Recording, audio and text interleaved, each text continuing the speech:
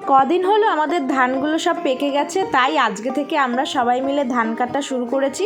আর প্রথমে এই বাড়ির সামনের জমিটা থেকেই শুরু করলাম। এই জমি থেকেই আজকে ধান কাটা শুরু হলো। এখনও অনেক জমির ধান বাকি রয়েছে কাটা, কিন্তু এখন যা প্রতিদিন বিকেলে ঝড় বৃষ্টি হচ্ছে, জানি না ধানগুলোর কি অবস্থা হবে। সব ঝড়ে আবার পড়েও যায় ধানগুলো, তাই সবাই খুব টেনশনে আছে যে ধানগুলো ঠিক মতো কাটা হবে কি না। তো এই দেখো আমার সাথে এই দিদিটাও ধান কাটছিল, আরও অনেকে রয়েছে, তারা এখন একটু বসে আছে, রেস্ট নিচ্ছে। প্রতিদিন বিকেলেই প্রায় ঝড় বৃষ্টি হচ্ছে, কিন্তু এখনও তো ধান কাটা বাকি, তারপরে আবার ধান ঝরানোও বাকি। জানি না কি হবে, সবাই তো প্রচণ্ড টেনশনে আছে। যতদিন না ধানগুলো ঠিকমতো ঘরে ঢোকাতে পারছে ততদিন কারো টেনশন শেষ হবে না। এই জমির ধান কাটা কিন্তু প্রায় শেষের দিকে, এই কোনায় একটুখানি রয়েছে, আর দেখো সব কাটা হয়ে গেছে।